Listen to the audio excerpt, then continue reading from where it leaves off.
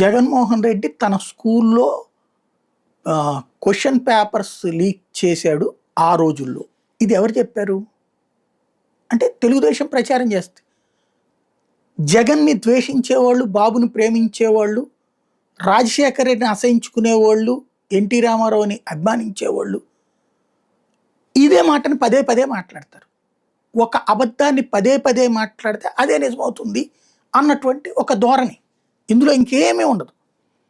ఇది ఒక ఆస్పెక్ట్.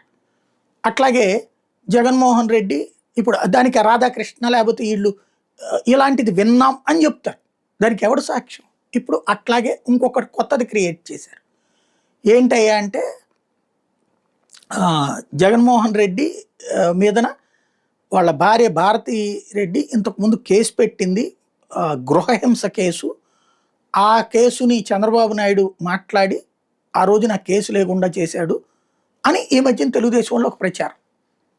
అంటే వ్యక్తిత్వ హననం, అతను ఒక సైకోగా చూపించేటటువంటి ప్రయత్నం. ఇంతవరకు ఎన్టీ రామారావు అంతే కదా, లక్ష్మీపార్వతి ఈయన కలిసి వేరే ఏదో చేయబోయారు, లేకపోతే లక్ష్మీపార్వతి ₹1,00,00,000 సంపాదించేసింది. పవన్ కళ్యాణ్ అంతే కదా ప్రచారం చేసింది, చిరంజీవిని అంతే కదా ప్రచారం చేసింది, వాళ్ళ కుటుంబం గురించి వాళ్ళ మహిళల గురించి ఇవన్నీ. అట్లాగే ఇక్కడ మళ్ళీ ఓ ప్రచారం. దీని మీదన ఇప్పుడు భారతీ గారిని లాక్కొచ్చారన్నమాట తెర మీదకి. ఇప్పుడు ఆవిడ వచ్చి నోరు మెప్పుదా, మాట్లాడుద్దా?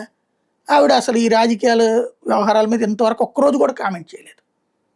తన భర్తకి సంబంధించిన ఎన్నికల ప్రచారం అప్పుడు వెళ్ళి ప్రచారం చేస్తుంది, అంతవరకే. తెలుగుదేశాన్ని విమర్శించదు, ఏమీ చేయదు. అలాగే విడప్పుడు వాళ్ళ కాపురం వాళ్ళు చూసుకుంటారు తప్పించే ఏ విషయాలు మాట్లాడరు. అలాంటి సందర్భంలో ఇప్పుడు అదే వీళ్ళ ఎసెట్ అనమాట. అదిగో భారతీయ మౌనంగా ఉందంటే అర్థం ఏంటి? జగన్ అట్లాంటి రాక్షసుడట. ఇది లేకపోతే జగన్ని తట్టుకోలేక వాళ్ళ నాన్న తన్నేసి పంపించేశాడు బెంగళూరుకి, లేకపోతే వాళ్ళ నాన్న ఈయనే తన్నాడు.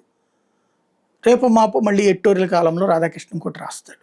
ఓవరాల్గా ఒక వ్యక్తి క్యారెక్టర్ని అసాసినేట్ చేయడానికి క్యారెక్టర్లెస్ క్యారెక్టర్లు ప్రయత్నిస్తుంటాయి. అదే స్పెషల్ ఇక్కడ.